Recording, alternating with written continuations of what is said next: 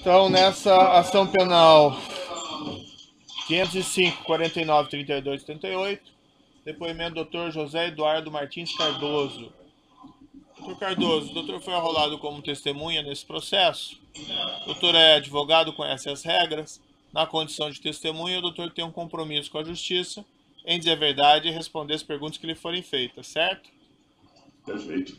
Eu vou advertir Vossa Excelência apenas porque assim determina o Código de Processo Penal, que se o doutor faltar com a verdade, fica sujeito a um processo criminal, certo? Tenho ciência absoluta disso, doutor. Me parece que o doutor não foi enrolado por questões envolvendo aí sigilo de advocacia, mas eu não conheço o teor das perguntas. Se houver alguma situação dessa espécie, aí o doutor avise, certo? Perfeito. Então eu passo de pronta palavra à defesa do senhor Antônio Palocci. Obrigado. Bom dia, doutor. Bom dia, doutor. José Eduardo. Conhece o acusado Antônio Palocci Filho? Conheço o Antônio Palocci há muitos anos. Acredito, eu entrei no Partido dos Trabalhadores no início, na sua fundação. E eu acredito que desde os primeiros dias, não sei precisar exatamente a partir de quando, eu conheci o ex-ministro Antônio Palocci. Estamos falando dos anos 80? Anos 80. Eu não saberia dizer exatamente em que situação eu conheci, já faz muitos anos. Mas eu conheci desde aquele período. Especificamente sobre as atividades do ex-ministro Antônio Palocci nas campanhas eleitorais, para objetivarmos aqui a audiência, o senhor fez parte de um coletivo, digamos assim, uma comissão, um conjunto de membros do partido, responsável pela campanha, por quais campanhas presidenciais? Na verdade, eu participei ativamente de uma única campanha presidencial, que foi a campanha de 2010, posto que em 2014 eu exerci a função de ministro da Justiça e não tive nenhum tipo de função executiva diretamente na campanha da ex-presidenta Dilma Rousseff. Falemos, pois, da campanha de 2010. 2010. Qual era a sua atribuição nessa campanha e qual era a atribuição do ex-ministro Antônio Palocci? Eu iniciei a participar dessa campanha decorrente de que eu era, à época, secretário-geral nacional do Partido dos Trabalhadores. E criou-se um comando de campanha, em que então eu fui convidado a participar, como secretário-geral nacional, dessa coordenação grande de campanha, pelo então presidente Ricardo Berzolini. Posteriormente, com o desenvolvimento da campanha, criou-se informalmente um grupo executivo, digamos assim, da campanha que eu integrava, em razão de que me foi atribuída a função de coordenar a parte jurídica da campanha e, além de coordenar os advogados da época, eu acompanhava a então candidata Dilma Rousseff na sua agenda, porque sempre se tinha que ter alguém da coordenação com que ela tivesse uma relação constante durante os eventos de campanha. Então, eu percorri com a candidata Dilma Rousseff vários eventos no Brasil e no exterior. No exterior, inclusive, nós tivemos a oportunidade de estar com o ex-primeiro-ministro da França, Sarkozy, tivemos questão com o José Sócrates, primeiro-ministro de Portugal, com o Zapatero, primeiro-ministro da Espanha, fizemos um tour europeu. E eu acompanhei a presidente Rousseff em tudo isso. Então, a minha função era, sintetizando, coordenar os advogados da área jurídica e acompanhar a candidata em eventuais eventos. E, posteriormente, ainda por força do grande embate jurídico que existiu em 2010, eu assumi também um pouco informalmente o papel de porta-voz, digamos assim, junto à imprensa, das situações que estavam colocadas naquela dinâmica eleitoral. Bem, nesta campanha de 2010, qual era a atribuição do ex-ministro Antônio Palocci? Além de formular plataforma ou projeto de políticas públicas na área econômica para o futuro governo? Na verdade, o ex-ministro Palocci, ele tinha uma atuação muito próxima da área da agenda, eu diria, exercendo um papel quase que de um coordenador geral de atividades. Ou seja, ele era uma pessoa que tinha uma experiência governamental muito grande, havia sido ministro da Fazenda, era uma pessoa que tinha uma vivência política, inclusive coordenou a elaboração do, se não me falha a memória, próprio plano de governo do presidente Lula.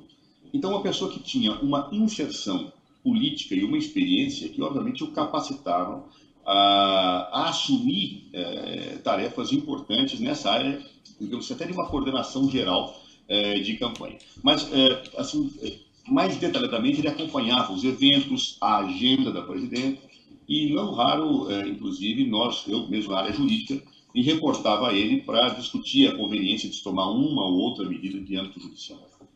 Política econômica, ele era formulador? Era formulador, ou seja, sempre havia sido ministro da Fazenda e ele foi, sem sombra de dúvida, o grande responsável pela formulação da política econômica na proposta eleitoral.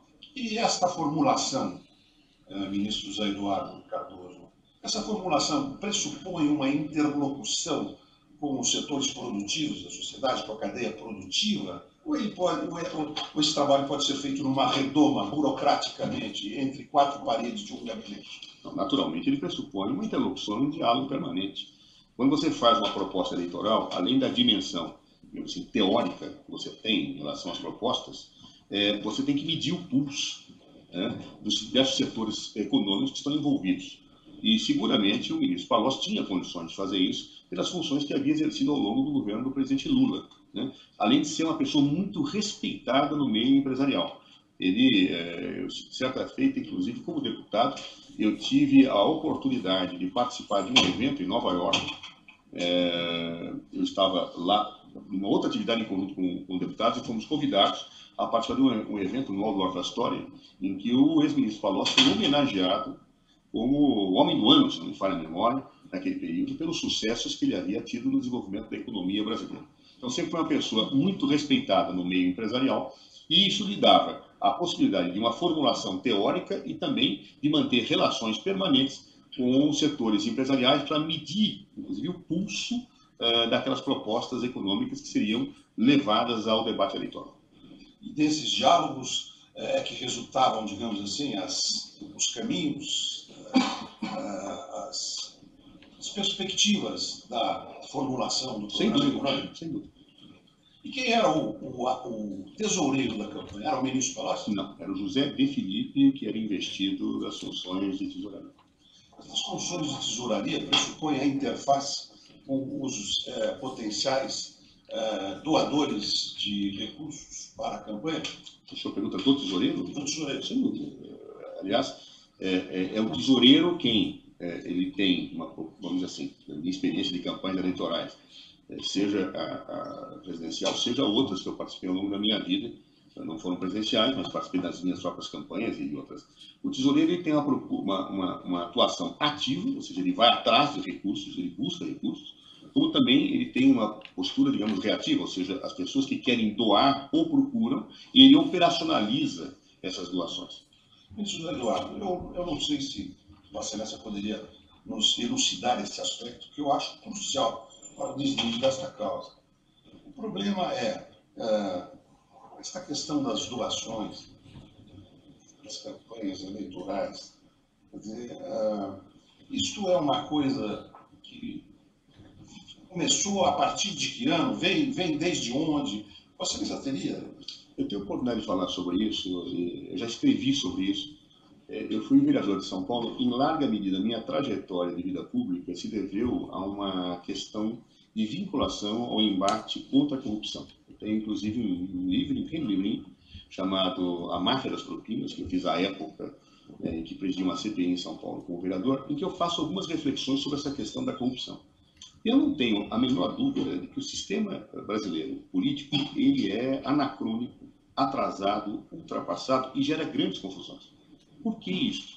Porque da forma como se faz as doações eleitorais, criou-se uma cultura histórica no Brasil da Caixa 2, que eu condeno, tá certo? Ela é, a meu juízo, incorreta, ela é ilegal, mas isso cria dupla situação. Às vezes, na Caixa 2, você tem uma situação em que são drenados para ela recursos oriundos da corrupção, e às vezes não, onde o próprio candidato, às vezes, não tem ciência da origem. Por exemplo, se um empresário chega para um candidato e diz quero doar para a sua campanha, e isso acontece, quer dizer, como eu disse há pouco, os tesoureiros não atuam apenas de forma reativa, de forma ativa indo atrás de recursos, mas às vezes os empresários procuram para doar, você avalia, por exemplo, quando é cauteloso, e assim deve ser feito. Eu, por exemplo, nas minhas campanhas, sempre fiz, por que o senhor quer doar para mim? Tá certo? Qual a sua intenção? Etc. Ou, às vezes, já sei quem é a pessoa e seria natural uma doação. E essa pessoa me faz uma doação e eu verifico formalmente se ela tem potencialidade ou condições jurídicas de fazer a doação e aceito. Ora, se este dinheiro que ele me doa é fruto de uma situação lesiva ao erário, fruto da corrupção, eu, candidato, não sei. Posso ter caído no erro da Caixa 2? Posso. Posso ter incorrido nesse equívoco? Lamentável. Porém, muitas vezes o candidato pode não saber a origem. Mas o sistema eleitoral brasileiro, ele propicia situações de grande confusão e de envolvimento indevido, a meu juízo, e que hoje estão muito claros em todos os debates. Ou seja, a meu ver, para que eu tenha uma situação objetiva de alguma pessoa, ela tendo a drenagem para a sua campanha de recursos eleitorais e para que possa estar envolvido na corrupção ou até num processo de lavar dinheiro, é indispensável que se demonstre que essa pessoa sabia que tinha participado em alguma contraprestação ou que tinha ciência ou má-fé, uma ação dolosa para a configuração de outros delitos. Caso contrário, ele terá que ser responsabilizado pela Caixa 2, que, infelizmente, a meu ver, é uma prática perversa decorrente da tradição política brasileira. Secular? Olha, eu não sei quando começou a Caixa 2 no Brasil, mas a corrupção começou quando Pedro Álvares Cabral aqui chegou. Inclusive, consta que Pero Vaz de Caminha, na sua carta, pediu um emprego para El Rei no Brasil. Então, ou seja, é uma dimensão estrutural, histórica e cultural. Não é recente, infelizmente. E com referência a essas doações, é certo ou não é certo que alguns doadores, sobretudo pessoas jurídicas, procuram os candidatos e propõem doações via partido? Por quê, se é que isso acontece? Por que eles preferem doar via partido? Olha, devem existir muitas razões para isso. Algumas delas, inclusive, para que você não tenha um mal-estar entre candidatos. Veja, o doador ele tem a intenção de doar para A, B, C ou D. Por razões, sabe lá Deus, quais sejam. Muitas vezes até afinamento ideológico político, ou então não, ou uma pessoa que atua no setor, na área que ele vai e que ele quer mostrar sua boa vontade, estabelecer um espaço, não sei. Cada doador tem a razão, tem o seu móvel, digamos assim, na intenção psicológica da coisa. Agora, se eu dou para um candidato e não dou para outro, ou quanto eu dou para um e quanto eu dou para outro, isso gera uma situação de desconforto para o doador. Então, muitas vezes, o doador prefere doar para o partido, para evitar a publicidade em relação a quem ele doou, muitas vezes, para que, inclusive, não gere disputas no meio político em que adversários dizem você doou para fulano e não doou para aquele, ou doou mais para um e não doou para outro. É uma das razões que julgo podem ser possíveis. Mas a partir do pressuposto de que toda doação levada a efeito dentro dos parâmetros legais da legislação eleitoral em vigor, são devidamente registrados, inclusive, são públicos nos tribunais regionais eleitorais, isto também se aplica ao que estimula, o que motiva a prática do Caixa 2? É uma espécie de anonimato que se esconde atrás do... Eu, pessoalmente, sou favorável à transparência de tudo. Tá certo? Eu sou uma das pessoas que acha que quanto... Aliás, para ser sincero, eu sou favorável ao financiamento público de campanha. Sempre defendi isso na minha vida, porque eu acho que o financiamento privado gera corrupção, gera confusão, gera Caixa 2, leva desigualdade entre candidatos, a uma quebra da isonomia. Aí muitas vezes se diz, mas vai tirar dinheiro público para custear a campanha eleitoral? Isso não é eticamente reprovável? Não. Democracia tem custo. Se eu quero um sistema democrático, há que se criar mecanismos para se arcar com esse custo. Às vezes, uma ditadura pode ser vista como economicamente melhor, porque não precisa de parlamentares, porque não precisa remunerar outras estruturas. Democracia tem custo. Por isso, eu sempre defendi o financiamento público de campanha como uma forma de combater a corrupção e combater a confusão que existe nesta área. Mas, independentemente disso, havendo financiamento privado, que se tenha a maior transparência possível. É aquilo que eu sempre defendi ao longo da minha vida. Muito bem. Com referência a essa campanha de 2010, teve conhecimento de que teria ocorrido alguma doação como contrapartida de favorecimento, de corrupção, alguma contribuição que significasse propina? Nunca tive, e diria ao senhor o seguinte: quando eu comecei a travar contato com a presidenta Dilma Rousseff mais frequente, em 2010, para mim ficou clara uma característica pessoal sua muito forte, e que eu não tenho nenhum problema em afirmá-la e atestá-la. Ela é uma pessoa intransigente em relação a situações dessa natureza. Dilma Rousseff jamais permitiu qualquer situação que pudesse sair fora daquilo que eticamente se entende como correto. A tal ponto, não poucas vezes eu, como ministro, fui chamado para verificar se havia uma situação indevida, incorreta, inapropriada. Isso é conhecido de todos no meio político, inclusive no meio empresarial. E até diria ao Dr. Batoque o seguinte: essa postura da presidenta Dilma Rousseff, eu acredito que em certos momentos lhe trouxe mais problemas e mais adversários do que efetivamente lhe trouxe o reconhecimento das suas virtudes. Inclusive no próprio processo de impeachment, que foi então desencadeado pelo presidente Eduardo Cunha, eu vejo na intransigência de Dilma Rousseff em relação a questões dessa natureza um dos fatores que determinou no futuro a sua própria queda. Com referência a este projeto de prospecção de óleo e gás em águas profundas, sondas, isto era uma política pública que vinha do governo anterior, se era uma política pública, e o objetivo seria o quê? Independência energética do Brasil? Como é que é esse? Eu posso me falar genericamente, doutor, porque eu, mesmo como deputado, eu nunca tive atuação nessa área. Minha atuação é muito concentrada na Comissão de Constituição e Justiça, na parte de direitos humanos, na parte, inclusive, da questão da corrupção e outras situações dessa natureza. Mas, como cidadão e como deputado medianamente bem informado, me parecia claro que havia toda uma preocupação do governo do presidente Lula, e que depois se revelou na quantidade da presidenta Dilma Rousseff, com a busca da autossuficiência para o país na parte energética, com a busca de novas matrizes, ou de velhas matrizes, que pudessem ser desenvolvidas satisfatoriamente. É nesta linha que eu acompanhei à distância este projeto. Mas eu não tenho condições de me aprofundar mais nesse assunto, porque efetivamente é muito distante da minha...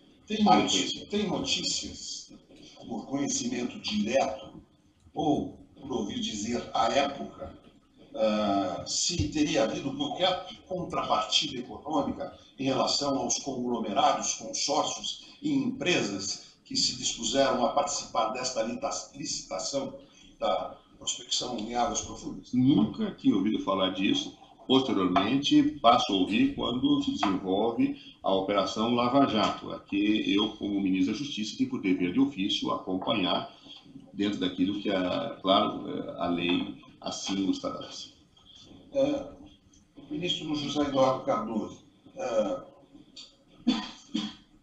por que nomes ou apelidos o senhor conhece o acusado Antônio Palocci Filho?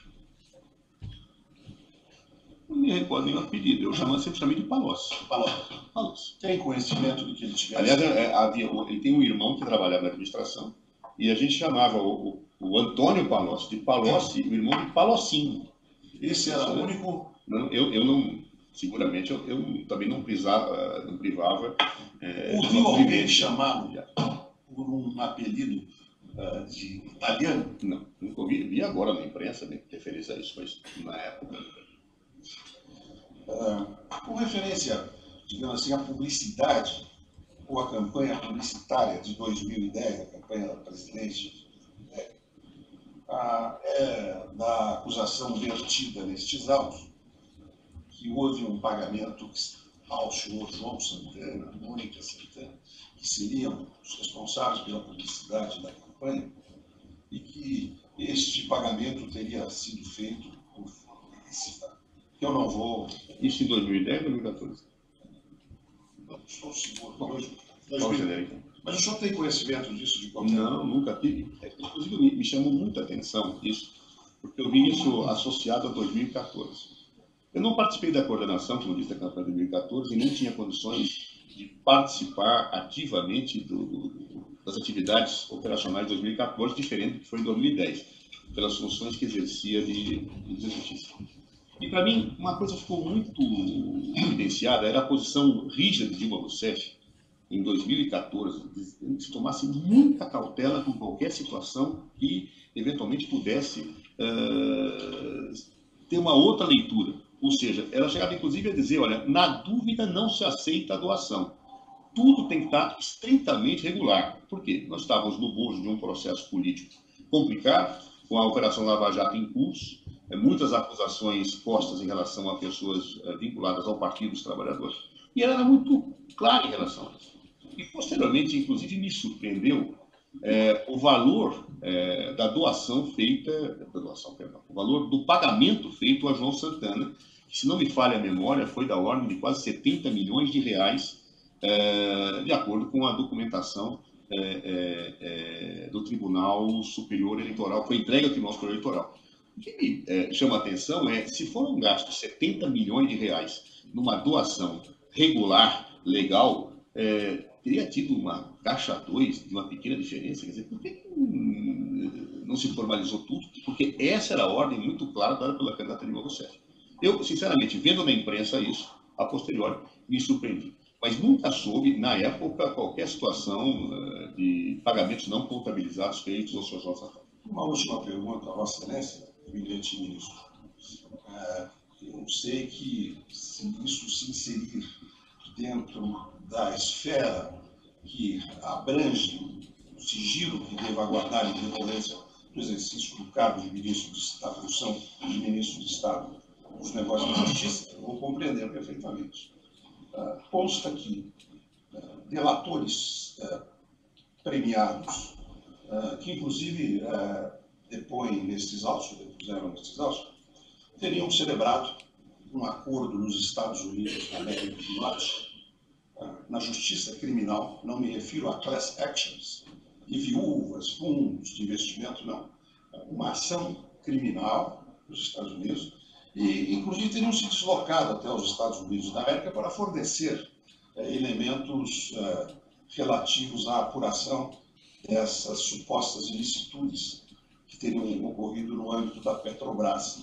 E que se ensaia lá uma ação criminal cujo plea bargain estipularia uma multa de algo entre 50 bilhões e 100 bilhões de dólares em decorrência da lavagem de dinheiro que passaria pelos Estados Unidos, coisa dessa natureza. O senhor pode nos informar qualquer coisa a respeito disso? Veja, eu como ministro do Estado da Justiça, eu tinha uma postura muito clara em relação às investigações, seja da Operação Lava Jato, seja de outras investigações. Inclusive com um amplo e total respaldo da presidenta Dilma Rousseff. Posição que, aliás, me valeu muitos inimigos em todos os setores político-partidários.